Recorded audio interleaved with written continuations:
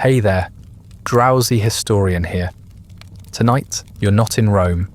You're not in Lisbon or Goa or anywhere safe and sun-drenched where people care what you think. No, tonight, you're a foreign missionary in Sengoku, Japan. You've got a Bible in one hand, a crucifix in the other, and the growing suspicion that no one here wants either. You think you're bringing salvation. What you're actually bringing is instability, suspicion, and the worst kind of foreign policy, the religious kind. You've barely stepped off the ship, and already your presence is an offence, but don't worry. The shogunate will handle that. Before they ask you to leave, or kneel, or burn, do me one small favour. Leave a comment telling me where you're listening from and what time it is. I always enjoy seeing who's out there, wandering through history's darker corners with me. And if you'd like early access to more of these soothing nightmares, ad-free audio of the episodes, or just want to help keep this odd little history channel going, you'll find the Patreon link in the description. But for now, lie back, get comfortable, let's begin. You arrive by sea, crammed into the hull of a Portuguese carrack that smells like salt, smoke, and wet wool. The crossing was long. You've lost count of the days, but you remember every wave. The storms were violent, the food was worse, and one poor brother never made it past Macau. He was given a quiet burial at sea, wrapped in cloth, and committed to God somewhere off the Ryukyu Islands. You said the prayers yourself, in Latin, though part of you muttered them in Portuguese. You still do that when no one's listening. It reminds you of home. You were born in Porto, raised in the church, and now you're halfway across the world, in a country you've only seen sketched in the margins of missionary reports, believing you've come to save it. You disembark in Kagoshima, a humid, mountainous coast shrouded in mist and moss. There's no ceremony, no crowd. A few dock workers glance your way before returning to crates and mooring lines. A retainer from the local lord's household gives you a polite, unreadable bow. You bow back, a second too late and far too stiff. You're still getting used to how everything here is more precise than you expect. You wear your best black robes, heavy and clinging in the coastal heat, your crucifix glinting in the pale sun. You imagine it gives you authority. In reality, it makes you look like a merchant's chaplain, which, in the eyes of most locals, is probably all you are. You are Portuguese, and that is both a passport and a curse.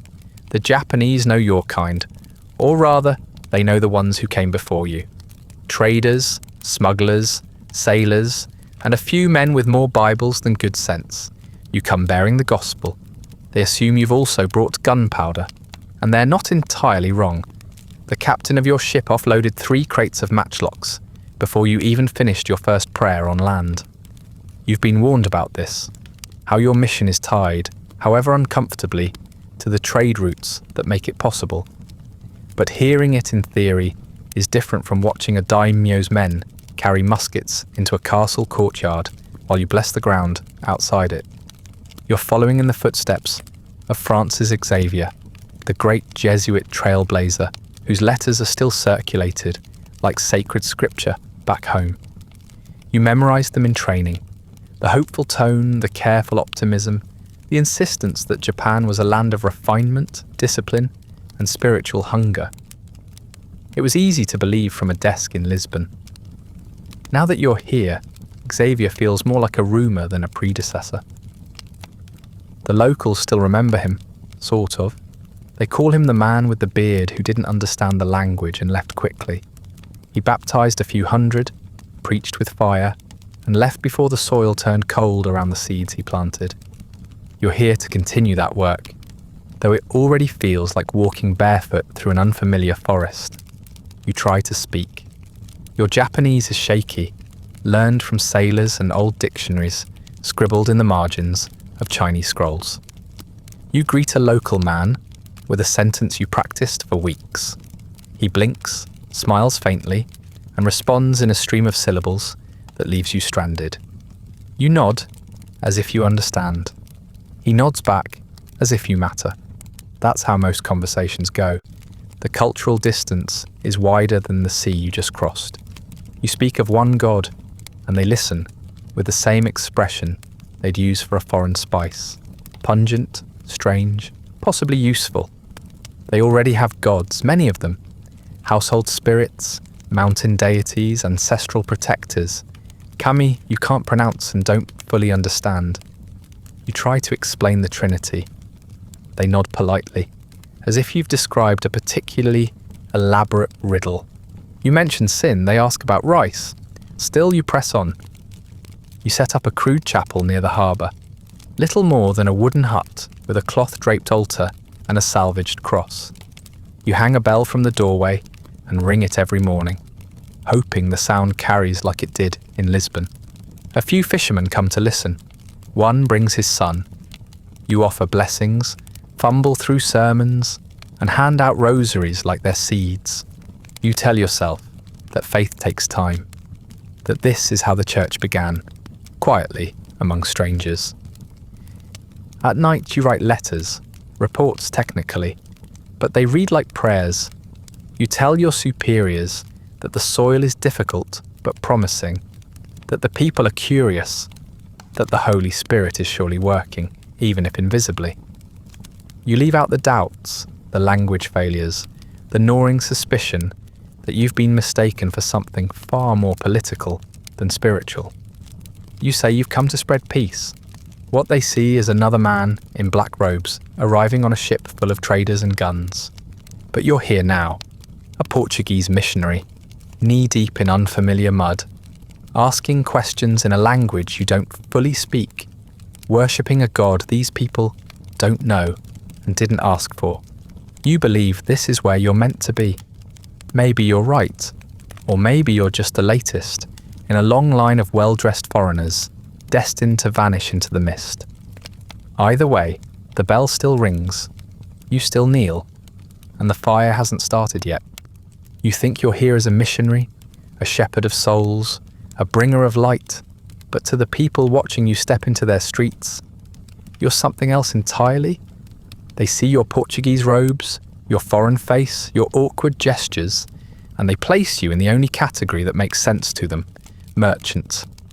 Perhaps a peculiar one, perhaps unusually obsessed with death and wine and Latin incantations, but a merchant nonetheless. You arrived on a trader's ship after all. You ate with the crew. You followed the men who unloaded crates of textiles and muskets. If you're not buying or selling, then what exactly are you doing here? You tell them you've come to preach the truth. They nod, as if that's a perfectly normal thing to say. In your heart, you take that as understanding. In their minds, it's just more confirmation that you're a foreigner, and a slightly mad one. No one in Japan simply announces that they've come to reveal the ultimate nature of reality.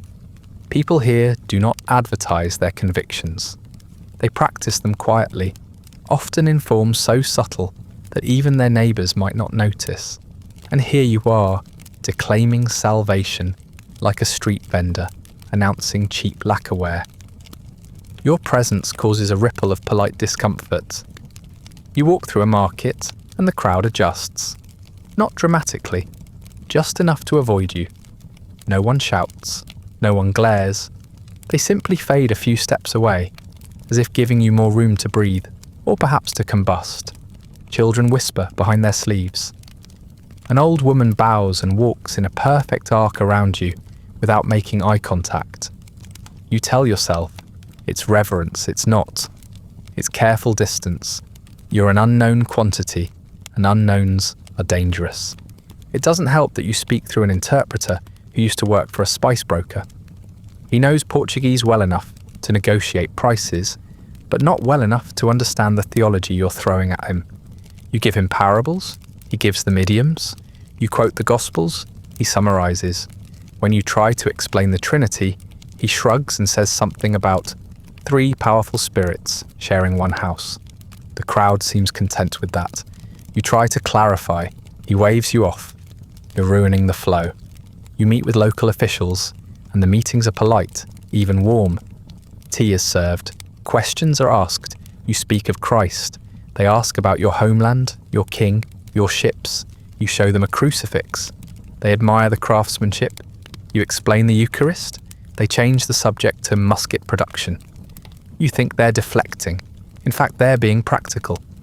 Foreign religions are tolerable, even amusing, so long as they don't disrupt the social order.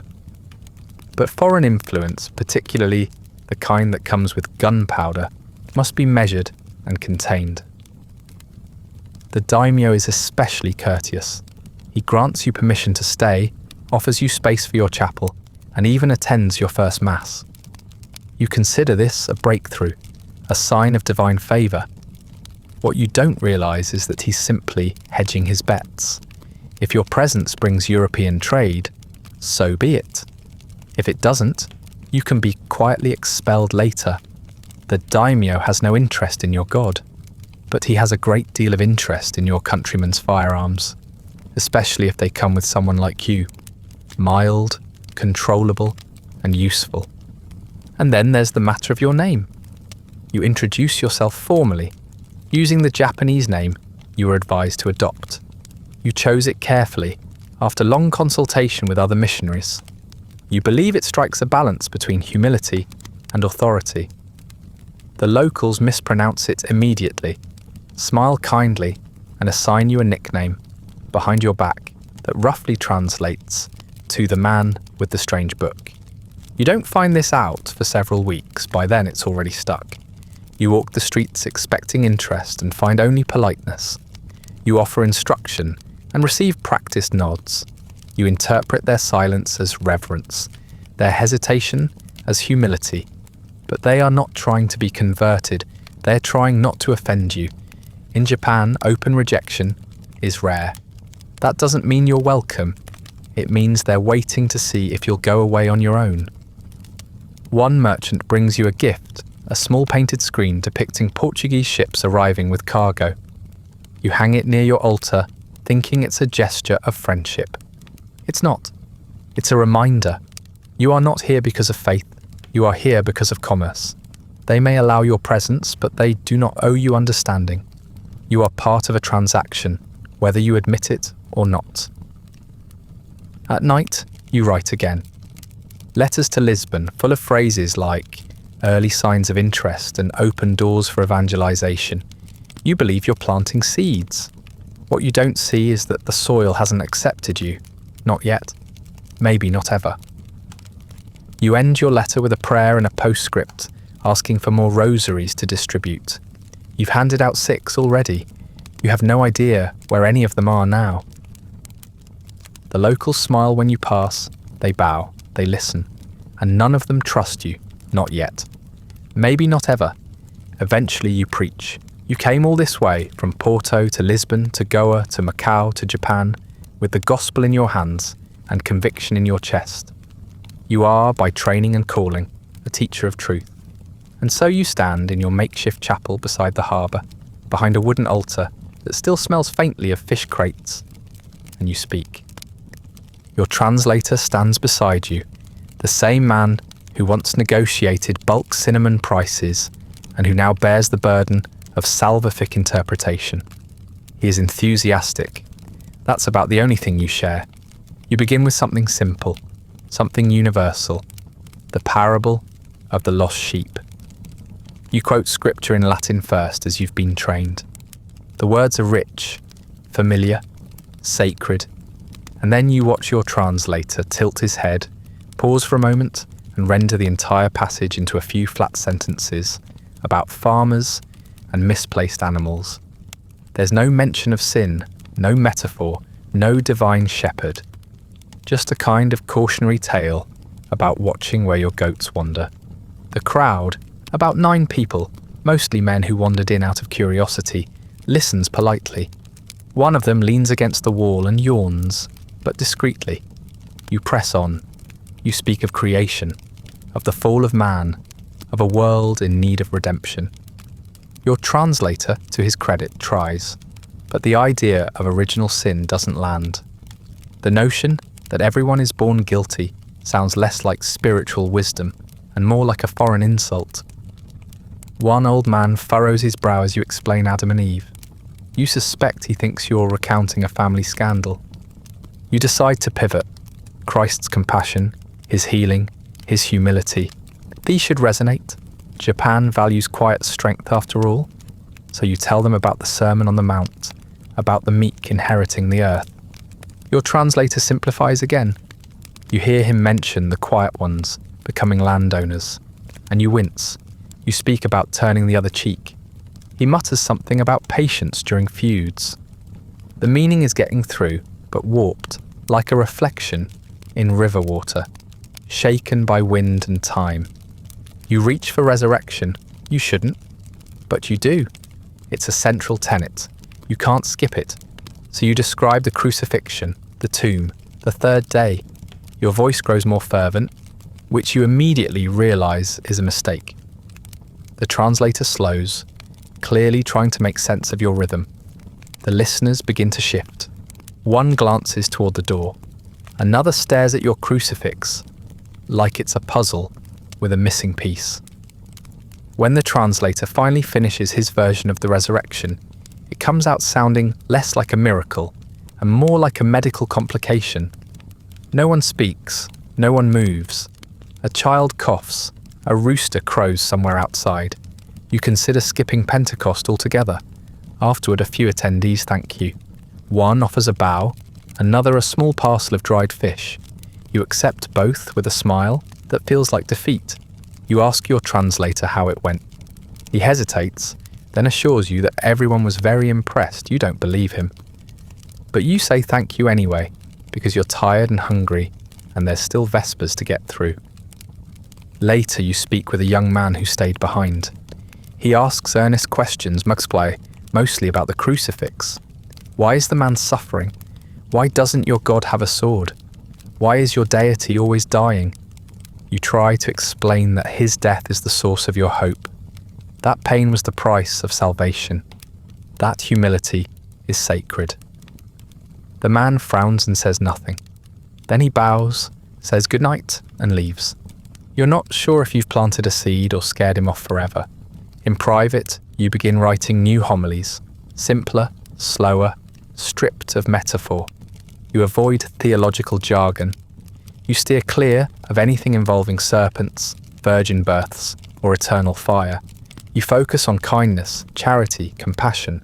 You tell yourself this is good strategy, that St. Paul became all things to all men, that Christ himself spoke in parables, but it still feels like you're sanding down the cross until there's nothing sharp left. Your Latin is meaningless here.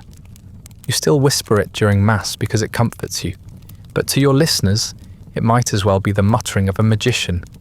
You start offering translations into the local dialects, aided by handwritten glossaries and a Portuguese-Japanese phrase book that misspells redemption as seasonal tribute. You do your best, you always do, but you can't shake the feeling that you're speaking into a fog, and not just a linguistic one. Every day you hope to find one person, just one, who truly understands what you're offering. Someone who hears your words and grasps the weight behind them. Some days you think you do. Other days, you wonder if you'd know the difference. Your chapel is still standing. Your altar is still clean. Your sermons are still happening. But your God is a stranger here. Revered perhaps, respected on good days, but not yet known. And in a land of many gods, many duties and many centuries of spiritual order, it's not clear if he ever will be. Eventually, one of the local lords grants you favour. A regional daimyo, whose name you've practiced saying 100 times and still only half pronounce correctly, agrees to let you build a small chapel on the edge of his territory. You're elated, you bow too deeply.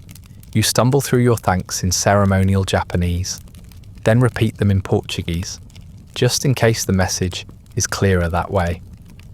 This, you think, is the turning point, the moment when Christianity takes root in earnest. A nobleman has welcomed the gospel. The soil is ready, the harvest is coming. The chapel is little more than a wooden shed with a slanted roof and a crude cross carved from local timber. It stands just beyond the market, near a field of vegetables, and a bend in the road that floods during rain. Still it is yours, a house of worship. You ring the bell every morning and hold mass with your few regulars, traders, 2 Japanese converts who may or may not believe anything you say, and 1 elderly fisherman who naps through most of the service. It's not a cathedral, but it's a beginning. Or so you tell yourself. The daimyo visits once. He steps inside the chapel with an entourage of samurai and administrators. You welcome him with a nervous bow and offer a short reading from Matthew, followed by an abbreviated homily on divine mercy. He listens politely, expression unreadable. When you finish, he nods once and walks out without saying a word. Later, his steward thanks you on his behalf and asks if you know when the next shipment of Portuguese arquebuses might arrive. You try not to let the question flatten your spirit. You begin to notice patterns. The daimyo permits your preaching, but he never discusses theology. He never asks about Christ or sin or salvation. What he does ask, frequently and with increasing urgency, is whether your countrymen can supply him with more weapons. Matchlocks primarily, and the gunpowder they require. He inquires about European metalwork, naval design, and maps. He invites your ship's captain to dinner, but sends a servant to speak with you. You are the bridge, but not the destination. When the daimyo decides to convert, publicly, with a brief ceremony and a baptismal name you help him choose, you feel overwhelmed with gratitude. You write home immediately, describing the moment in glowing detail. A soul of great importance has accepted Christ, you say. You compare it to Constantine. You call it a breakthrough. And to you, in that moment, it is. But you don't mention that the ceremony took less than 15 minutes and was followed immediately by a meeting with Portuguese merchants to discuss a weapons exchange. Your new convert continues to visit the local shrine every week. He attends your mass exactly once more, flanked by guards who look deeply uncomfortable, standing in the back of the chapel. He nods as you speak, bows when it ends, and returns to his castle. You do not press the issue. You tell yourself faith takes time to mature, that it's better not to jeopardize the fragile progress you've made, that his heart will follow where his allegiance has already begun to lean. But somewhere deep beneath those justifications, another thought festers, one you try not to name too often, that you've become part of a negotiation you don't understand. Soon, other nobles take notice. A handful of lower-ranking retainers come to you asking for baptism. You prepare them carefully, instruct them in the creed, the commandments, the sacraments. You recite the catechism in slow, laboured Japanese. They nod at all the right places. They ask no questions. Then they convert, quickly, cleanly, without hesitation. Some of them even bring you gifts. One man, newly baptized as Paolo, presents you with a sword. Another promises to erect a shrine to Mary, though you later learn he meant an actual physical shrine, one modelled after the local Shinto style, complete with offerings of rice and oranges. Your congregation grows, but not in the way you expected.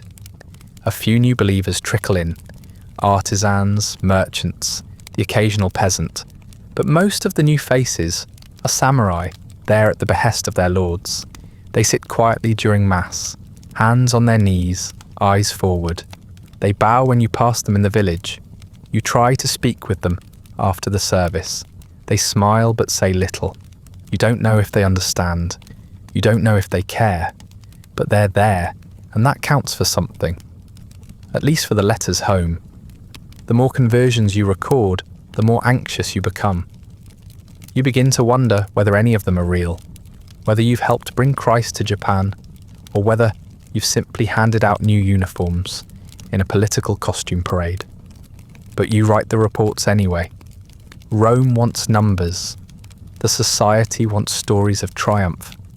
You omit the hesitations, the odd rituals, the moments when a newly baptized Christian crosses himself and then bows toward a stone idol just outside the chapel door. You once imagined that spreading the gospel would mean facing resistance, maybe even persecution, and that your convictions would carry you through. You didn't expect indifference. You didn't expect your greatest victories to feel like theatre. You came to plant truth in fertile soil, but what you've built feels more like scaffolding on shifting sand, decorative, temporary, and quietly unstable. Still, you wake each morning, ring the bell, and preach. The daimyo allows it. The chapel stands. People keep coming. You don't know what they're hearing, but you keep speaking. Because if you stop, you're no longer a missionary. You're just a man in a strange land, surrounded by polite smiles and empty pews. The peasants begin to convert, slowly at first. A few show up outside your chapel during morning prayers. Heads bowed, eyes lowered, hands clasped with a kind of nervous uncertainty. You welcome them warmly. You offer blessings, sacraments, instruction.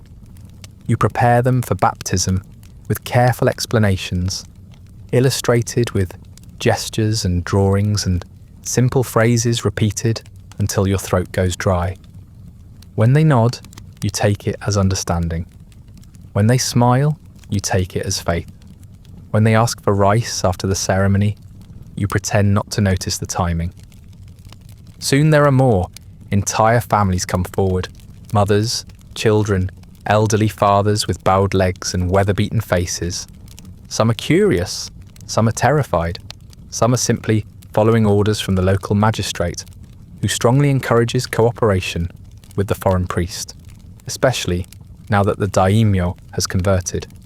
You baptize them all. You give them Christian names and keep careful records in a leather-bound ledger that you hide under your bed every night. You write to Lisbon about a new wave of devotion among the common folk. You don't mention the extra grain rations being handed out that week. The truth begins to show in subtle ways. One man, newly baptized as João, bows deeply after Mass and asks if the rosary he received can help his sick ox. A woman named Maria brings an offering of fish and places it before the altar, arranging it in neat, symmetrical rows, while murmuring a prayer that sounds suspiciously like something from the shrine down the road. You gently correct them, of course. You explain that Christ does not require food and that rosaries are not charms. They nod again, just like they did during catechism. The nods are always so quick, so eager, so empty. Some of the peasants are devout, or at least trying to be. One old man sits near the front of the chapel each morning and repeats your words in halting syllables. Another returns weekly to ask you the same question about forgiveness, as if hoping your answer will change. You cling to these moments. You treasure them. You need to, because they're the only things that still feel real. But for every sincere convert, there are 10 who clearly see the church as another part of village life, like the market, or the well, or the rice paddy. A place to visit, a role to play, a performance to give when the Lord's men are watching. Christianity, for them, is a matter of compliance, not conviction. And you can't blame them. Their lives are hard, their bellies are empty, their survival depends on the favour of men with swords. If kneeling before your altar helps feed their children, they'll kneel. If reciting prayers brings a coin or a sack of millet, they'll pray. Belief is a luxury they cannot afford. You try to adjust your teaching, you slow down, you repeat key ideas, you simplify. God is one. Christ died and rose. Salvation is a gift. You repeat these truths over and over, like pounding nails into damp wood. But still, you catch them crossing themselves the wrong way. Still, they whisper to the spirits of their ancestors before bed. Still, they light incense in front of your statue of the Virgin as if she were a fertility goddess.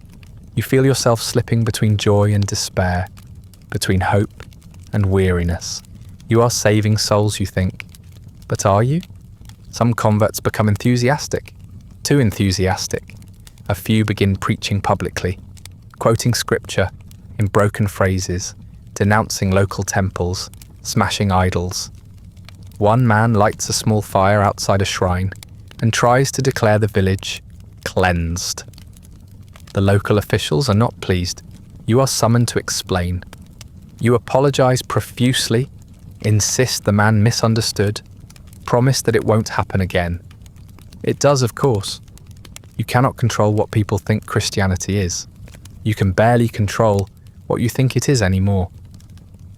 A small group of peasants starts meeting in secret, not to hide from persecution, but to practice their own version of the faith, a mix of your teachings, local traditions, and stories passed around like old folk songs.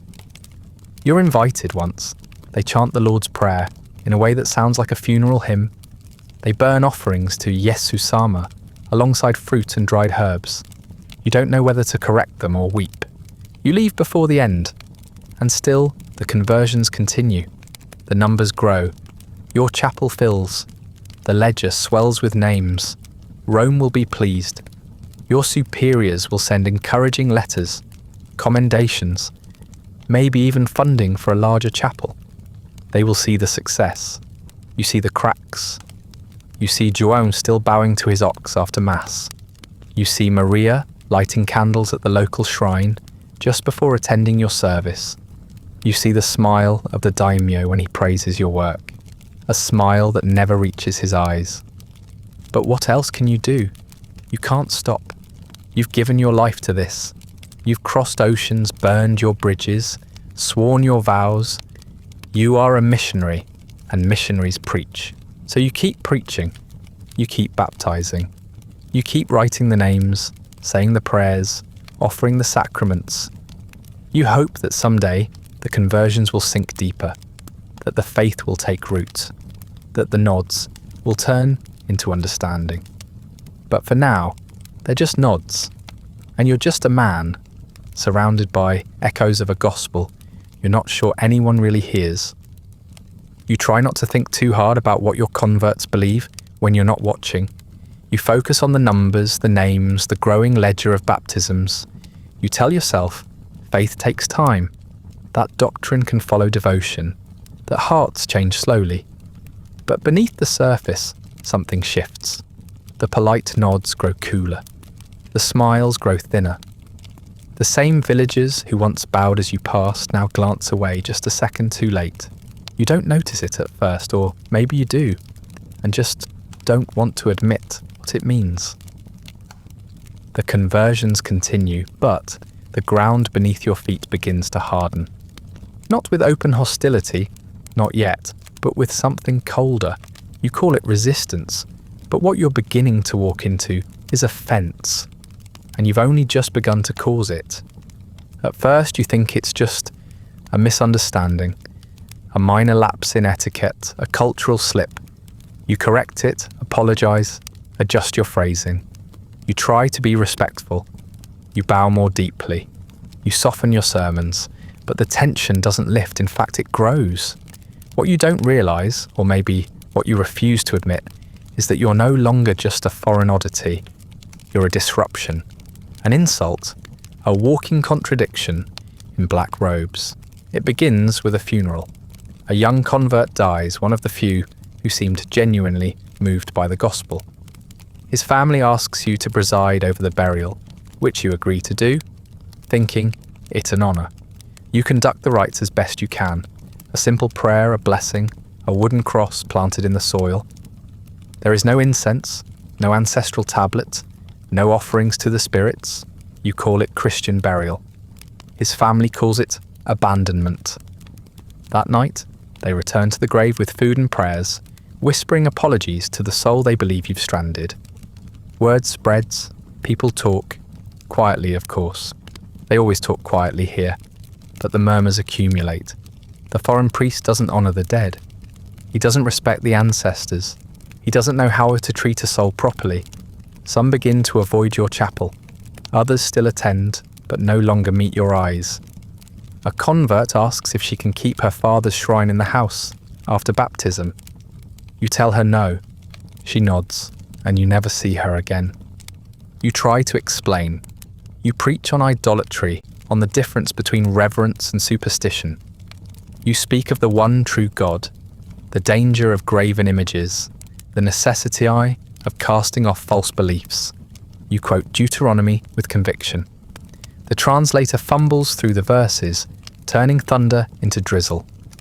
The congregation sits in awkward silence. You think they're reflecting. They're not. They're trying to decide whether they've just been insulted. You preach against the festivals next. They're everywhere. Seasonal rites, harvest dances, rituals for rain, ceremonies for protection, colourful banners, joyful music, masked dancers. You watch them unfold with a growing discomfort, then decide to act. You warn your flock not to participate. You call the festivals distractions, corruptions, pagan entertainments that lead the soul astray. Your words land poorly. No one argues with you. They simply nod and continue as before. One day, during a walk through a village, you come across a roadside altar, a small wooden platform with offerings to a kami you've never heard of. You pause, pray for strength, and knock it over. You burn the wooden figures, stamp out the ashes, and leave a small cross in their place. You believe you've done something righteous. A few children watch you. One begins to cry. A day later, someone spits near your feet. You pretend not to notice. Your converts become nervous. Some stop attending mass. Others come late and leave early. One young man returns his rosary and says nothing. Another begs you not to visit his home anymore. Not because he's fallen away, but because his grandfather grows angry when your name is mentioned. You try to comfort him, but he's already walking away. You want to believe this is persecution, that this resistance is proof you're doing something holy, but it doesn't feel holy. It feels like being pushed out of a house you were never invited into. The daimyo says nothing, but his silence has weight. He stops mentioning your chapel in public. The samurai who once attended your services no longer appear. One of your letters to Lisbon goes missing. Another is returned with a note asking you to write less politically. You wonder if your sponsor has grown tired of your updates. You wonder if your usefulness has reached its limit. In a moment of desperation, you gather your remaining converts and speak with urgency. You remind them of their promises, of the creed, of the sacraments. You tell them this is the narrow road, that the path of salvation is never easy. They listen politely. One of them asks if they can still light incense for their grandmother on her death day. You hesitate too long. The answer is no, of course, but by the time you say it, they're already gone. You begin to wonder what you've actually accomplished. The more you preach, the thinner the attendance. The more you purify, the more you isolate. You once dreamed of being a light in the darkness. Now you wonder if you've simply been striking matches in a forest that didn't ask to be set alight. You still ring the chapel bell. You still say your prayers. You still believe in your mission. But belief is starting to feel like stubbornness wearing holy clothes. You didn't come here to destroy anything. You came to save. But from where the villagers are standing, the line between those two is getting harder to see. They don't hate you. They don't fear you. They simply want you to stop, to go back to wherever it is you came from, to stop stepping on graves and telling stories that make no sense in a land already full of meaning. And slowly, reluctantly, you begin to understand. The tolerance you once mistook for acceptance is gone. It was never meant to last. And now, every bow feels a little shallower, every smile a little tighter, every silence a little heavier. You never meant to get involved in politics. You came to preach the gospel, not to navigate the ambitions of men with banners and armies. But you're in Japan, and Japan is changing. The wars that once kept the country fractured and distracted begin to quiet. A new order rises from the smoke, disciplined, calculating, methodical. Tokugawa Ieyasu, a man you've never met and likely never will, begins the long process of unifying the land. And in his vision for Japan, there is no room for foreign gods, especially not yours. At first the changes are subtle. Fewer invitations from daimyo, fewer samurai at mass, a polite but firm letter from a regional magistrate informing you that public preaching will no longer be permitted in certain districts. The letter thanks you for your service. It wishes you continued health. It does not explain itself. It doesn't need to. The message is clear. You're being watched and not with curiosity. You keep preaching, of course, carefully, quietly. You limit your public sermons, hold private instruction in homes and storerooms, speak in a lower voice, keep fewer candles lit at night. You begin memorizing the names of your regulars, not just for their souls, but in case you need to warn them. You learn which paths avoid the main roads, which neighbours might report you, which houses have cellars. You stop wearing your full clerical robes in public.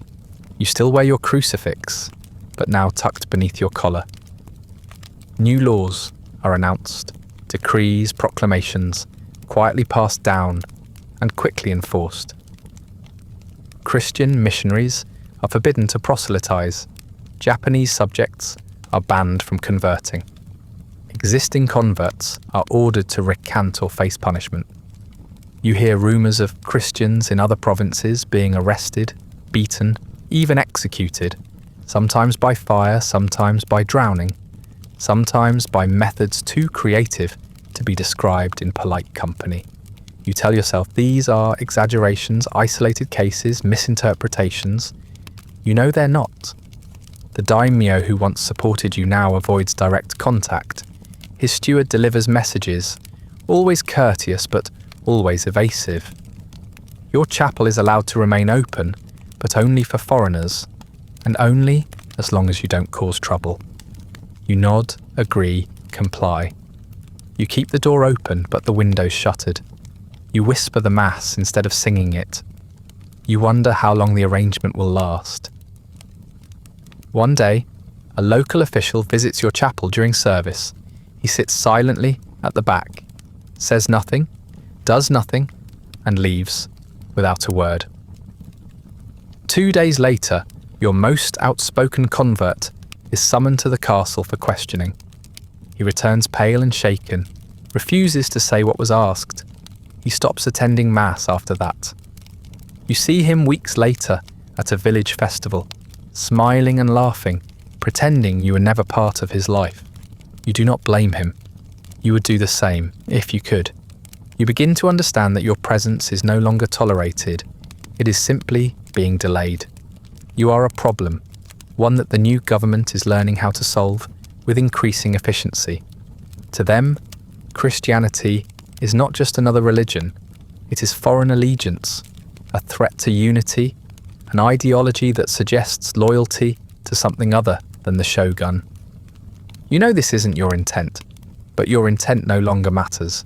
Your sermons, your sacraments, your crucifix, they're all interpreted as tools of sedition. The pressure increases not with shouts but with silence. Fewer people attend your services. Some simply vanish. Others tell you they can no longer afford to be seen near you. They thank you quietly for your guidance and ask you to understand. You do. Every day you lose someone. Not always to fear, sometimes just to exhaustion. Being Christian in Japan is no longer inconvenient. It's dangerous. You receive word that other missionaries have been expelled. Some have been killed, others have gone into hiding. You consider leaving. The thought comes to you late at night, when you stare at your candle, and wonder what good your presence still serves. But you stay. Not out of defiance, not exactly. And not because you believe you'll succeed. You stay because leaving would feel like erasing the people who still cling to what you taught them. However confused, however compromised, however afraid. You know you're being watched. You know your letters are no longer reaching Lisbon. You keep writing them anyway. You begin keeping 2 versions of your records, one clean, hopeful, intended for a world that no longer responds, and one honest, hidden, meant only for your conscience. You dream of the sea sometimes, of the ship that brought you here, the wind on your face, the taste of salt, the sound of gulls. But you wake to the smell of damp wood and incense ash, to the hollow quiet of a chapel with more empty benches than souls. You were once a guest, then a curiosity, then a symbol. Now you are a liability, and still you stay. Not because you think it will save Japan, but because leaving would mean admitting it never could have been saved this way. Not by you, not like this. You tell yourself it won't get worse, that this is the bottom. Silence, suspicion, a congregation scattered by fear. You believe that maybe, with enough caution, you can keep going like this. Preach quietly, baptize discreetly, survive. But the new regime doesn't want silence, it wants submission. And when suspicion isn't enough, they start asking for proof. That's when they bring out the boards. A simple wooden plank, no larger than a serving tray, etched with the image of Christ or the Virgin Mary. It's called a Fumi-e, a stepping picture, a test used by the authorities to root out Christians. If you step on the image, you're proving your loyalty to the shogunate.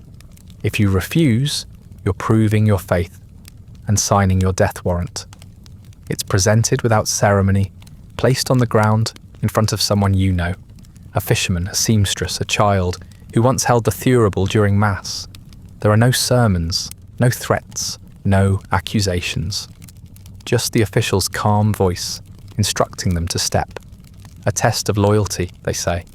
A gesture of obedience, a symbol of order in a time when order is everything. The practice spreads quickly.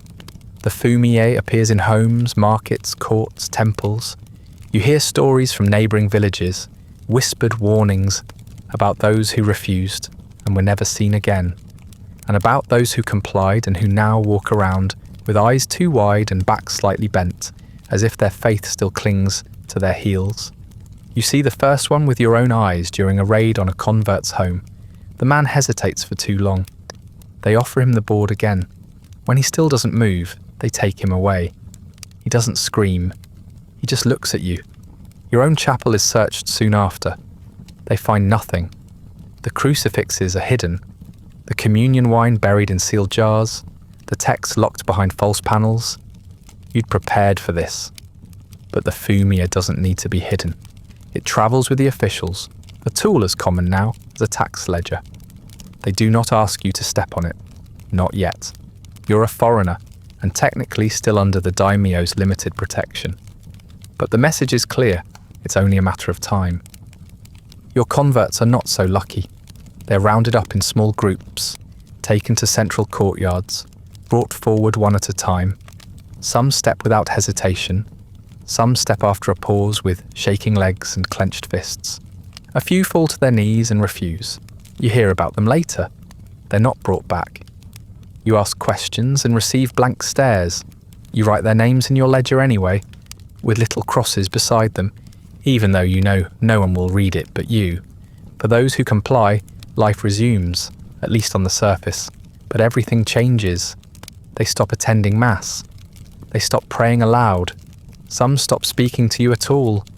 You see the shame on their faces, not always because they stepped, but because they had to make the choice at all.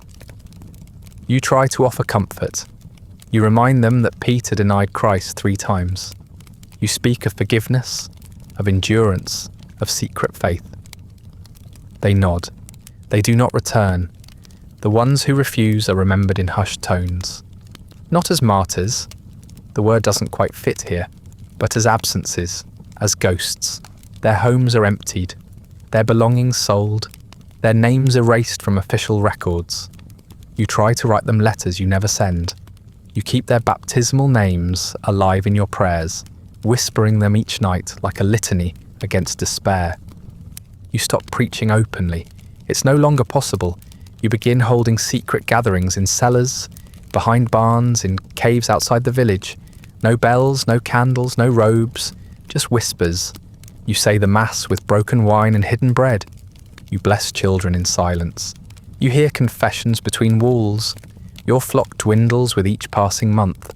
Some flee, some recant, some vanish. You lose track of how many.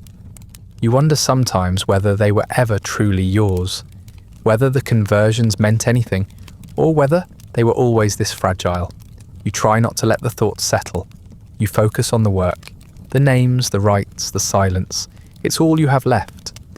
You adapt to darkness. You become smaller. quieter, harder to find. You begin to understand what it means to serve a faith that cannot save you from pain. The daimyo no longer protects you. His alliance with your countrymen is under pressure. The shogunate wants control, and Christianity is now officially banned. You hear rumours of ships being turned away, of missionaries being expelled or executed. You write fewer letters. There's no one left to send them to. Your ink runs low. You use charcoal when you have to. You carve notes into wood when you run out of parchment. And then one day, a man you once baptized comes to you in secret. He asks to return.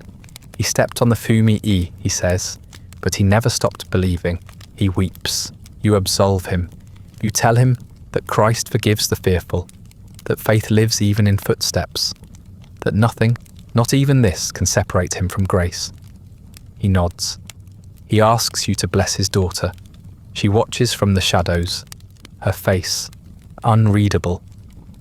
You realize that you've become something else now, not a preacher, not a priest in the public sense, but a shadow carrying embers. You no longer measure success in converts or catechisms. You measure it in survival, in the handful who still come, in the ones who still believe, even if they cannot say it aloud, even if they sometimes stumble. The Fumi-e remains. It will be used again, against your flock, against you. And when it comes, you will have to choose, not between God and death, but between shame and silence, between what you believe and what you're willing to let them see. The image on the board may fade with time, but the weight of that step never does. Your chapel burns in the middle of the night.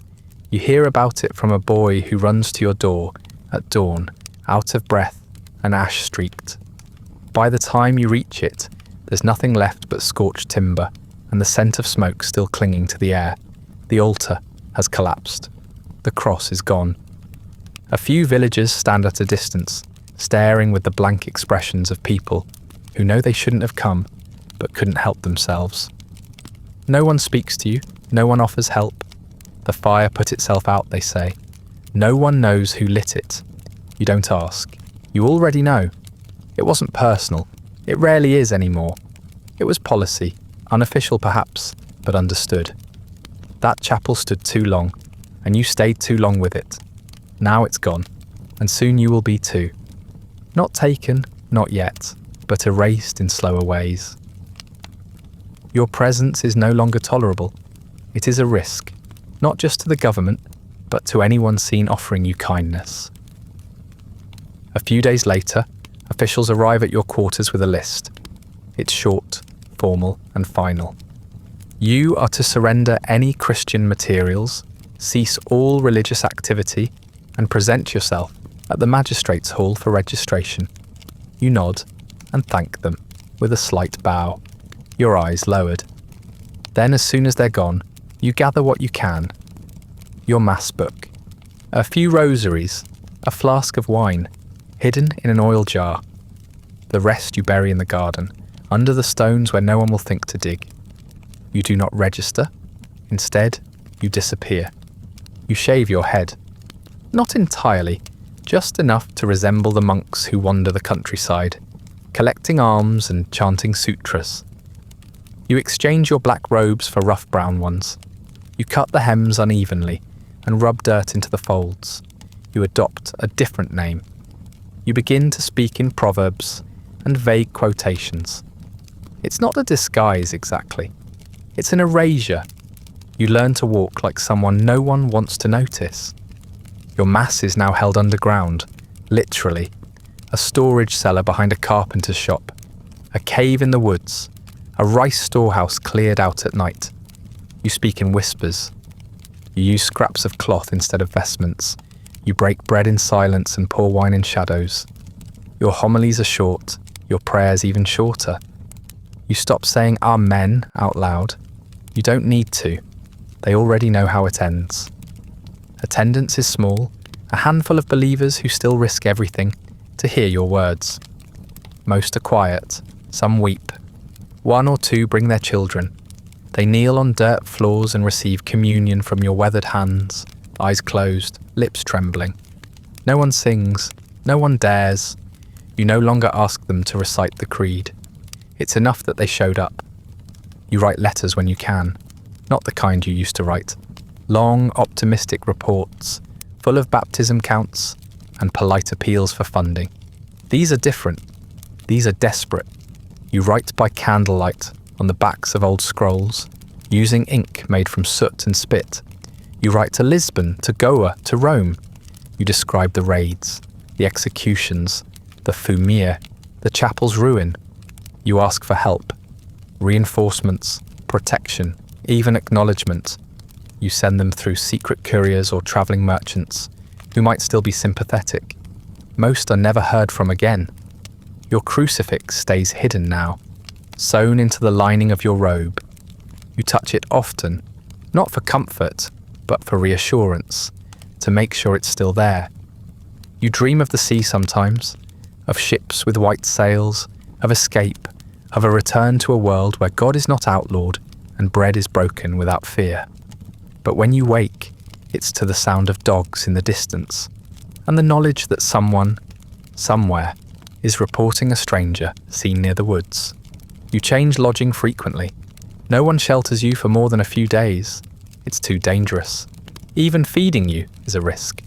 You sleep in abandoned huts, storehouses, old shrines long since reclaimed by vines. You eat what's given, which isn't much. Rice if you're lucky. Root vegetables. Occasionally, dried fish. Hunger becomes normal. You forget what it was like to be full. You start to lose track of the days. You mark them by moonlight, by frost, by the number of times someone recognizes you and quickly looks away. You speak less and less. Silence becomes the default. Your prayers turn inward. You no longer ask for protection, only endurance, only the strength to keep speaking the words, even if no one is left to hear them. Once you see a man you baptized years ago. He's wearing a Buddhist amulet and leading a festival procession. You think of calling to him, you don't. He catches your eye for a second, and in that second, you see everything. The fear, the guilt, the resignation. You lower your head and pass by. You are no longer a priest in any official sense. No one lists your name. No one waits for your reports. You exist on the margins, sustained only by habit and fragments of faith. You are a whisper in a forest, a ghost who still believes he's human. And yet even now, when someone knocks softly at the storehouse door and asks for prayer, you answer. You always answer. Because this, whatever this has become, is still your calling. And even buried in silence, the word still burns. It doesn't come with warning. Not really. There's no pounding at the door, no angry mob, no public denunciation shouted through the streets. There's just a quiet knock in the middle of the night, and then 3 men standing in the dark, their robes damp from mist, their faces blank with purpose. They don't raise their voices. They don't draw weapons. They don't need to. You know what this is? They ask you to come with them. Not in a violent way, just as if they're escorting you to an appointment that's already on the schedule. You don't resist. There's no point. You gather your things, your satchel, your crucifix, the worn cloth you use as an altar covering, and follow. They don't shackle you. That would make too much noise. You're not entirely surprised. You've known this was coming. It's been coming since the chapel burned, since the Fumi-e first appeared, since the daimyo stopped sending messages and your letters stopped getting replies. What surprises you is the quiet, the utter lack of spectacle. You'd always imagined, in the deepest corners of your mind, that your arrest would be dramatic, that you would be dragged into the street, held up as an example, condemned in the public square. But no, there is no crowd, no shouting, just the sound of sandals in the dirt, and your own breath in your ears. They take you to a building on the edge of town, a place you've passed before, without noticing, nondescript, windowless. Inside it smells like damp straw and iron. You're offered water, a mat to sit on. A guard closes the door behind you, not with a bang, but with the soft finality of something well practiced. They don't ask about your faith. Not at first. They ask about names, who you've met, where you've travelled, how long you've been in the country. You answer carefully, truthfully, when you can. You try to protect the others without lying. You phrase things in ways that keep your answers technically correct and spiritually harmless. They nod, write things down. They are not angry, they are thorough. Eventually the questions change. They ask where you've held services, who attended, who still believes. The tone never shifts, always quiet, always polite. One of them thanks you for your cooperation. Another brings you a bowl of rice you haven't eaten in a day and a half, and it takes everything in you not to devour it too quickly. You ask for news from Lisbon. They smile and say nothing. Then comes the pain. Not all at once. First it's sleep deprivation, long hours in silence, the same questions repeated with slight changes in phrasing. Then the cold, no blanket at night, a window cracked just enough to let the wind crawl in.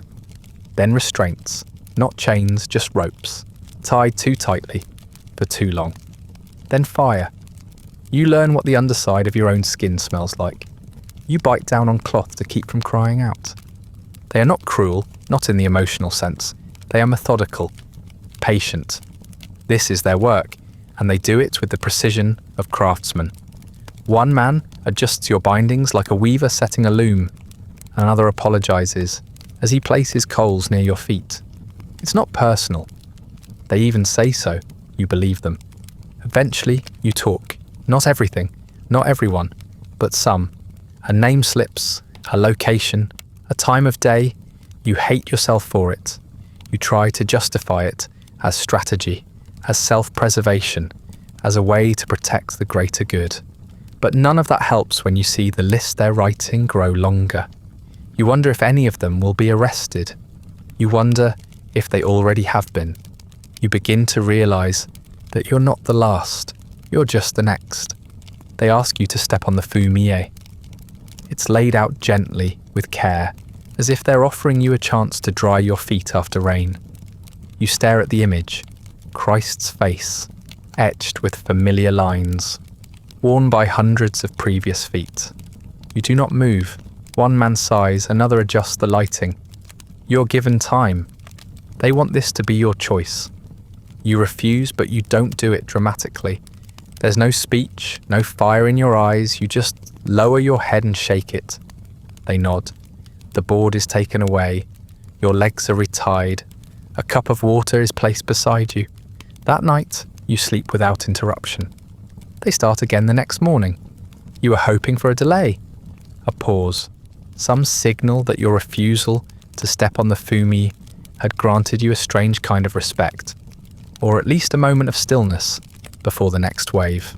But no, there's no satisfaction in your defiance, no moment of dignity. Just the scrape of the door, the quiet order to stand, and the return of questions you already failed to answer.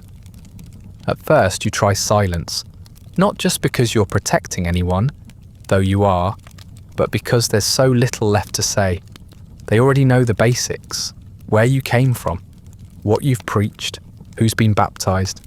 They want more detail now. Times, locations, families, children. You hold your tongue because that's what you were trained to do. The church prepares you for this, theoretically. The saints endured worse, you were told. Pain is temporary, truth is eternal. You tell yourself that again now, even as your hands are bound behind your back, and the ropes are tightened just a little too far. They're not hasty. They don't shout. They apply pressure the way a craftsman might bend bamboo. Slow even, careful not to splinter it unless necessary. They tilt your body until your shoulders burn. They tie your legs until your toes swell and throb. They starve you gently, just enough to weaken your thoughts. When you pass out, they let you rest. When you wake, they ask the same questions again, and again, and again. Their patience is bottomless. Yours is not. You pray. Of course you pray. At first the words come easily. Psalms, prayers of endurance, even fragments of Latin liturgy whispered beneath your breath. but eventually the words start to slip.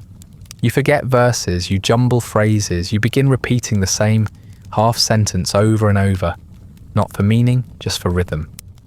You ask for strength, you ask for guidance, you ask for something, anything that feels like presence, but all you get is the echo of your own voice and the rustle of straw beneath your knees. The days blur. You lose track of how long you've been in this cell. The light never changes. The food, when it comes, is bland and colourless. Water tastes like smoke. You begin to hallucinate. You think you see the Virgin's face in a crack in the wall. You think you hear the sound of Mass being sung outside your cell, though you know that's impossible. You tell yourself these are holy visions. Then you tell yourself they're delusions. Then you stop trying to tell the difference. One afternoon, or maybe it's evening, you slip. You say a name, just one. It happens so fast you don't register it until it's already left your mouth. You see the nod, the quiet note taken, the satisfied glance exchanged between interrogators. The next day, another name slips, then a place, then a date. The more you speak, the easier it becomes. Not because you want to betray anyone, you don't, but because holding it all inside has become unbearable. The weight of memory, of secrecy, of names spoken only in whispers for so long becomes too heavy to carry. You start dropping them one by one, like stones from your pockets. You tell yourself they already knew, that your silence wasn't saving anyone, that what you're doing now is a form of mercy, a controlled confession, trimming your answers to protect the most vulnerable. But you know better. You're not negotiating, you're unraveling. They thank you for your cooperation. They offer you a blanket.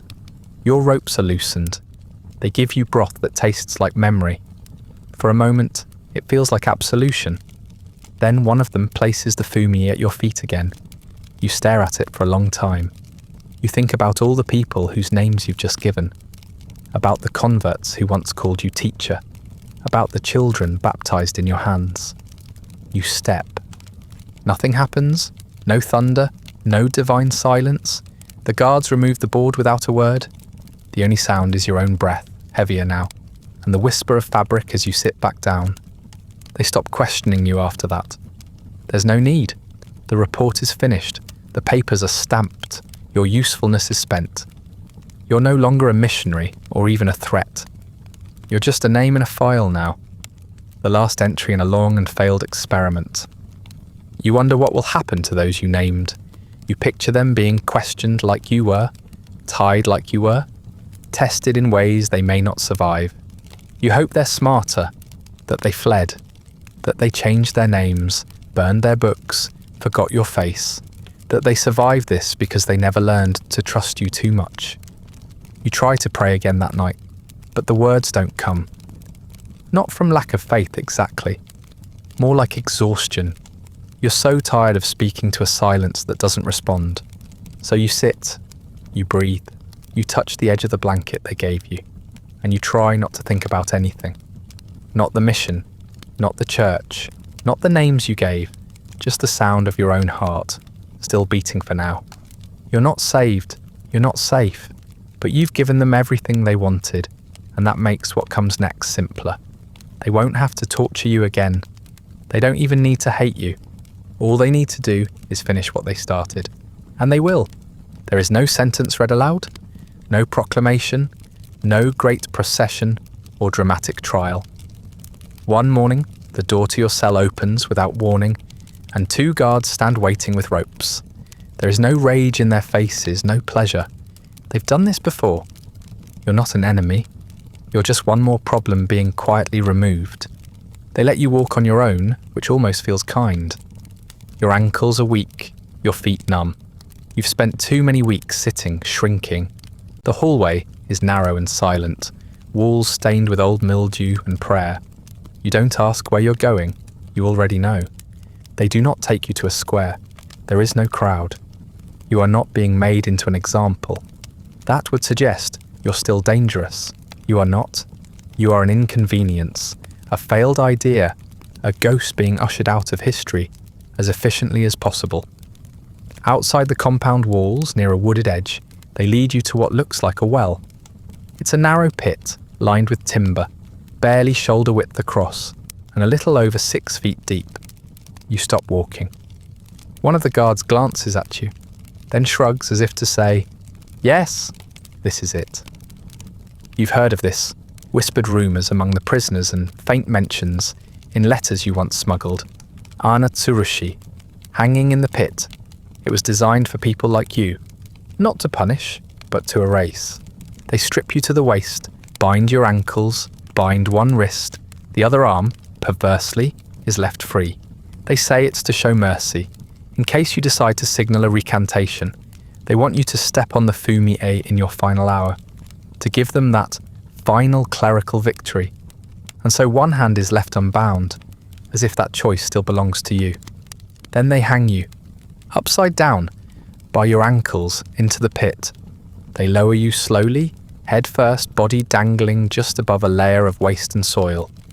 The pit is deep enough that sound doesn't travel well, shallow enough that you remain visible to your keepers. You're placed over a wooden lid with a crescent-shaped hole. Your shoulders squeeze through, and then your torso, until only your hips rest against the frame.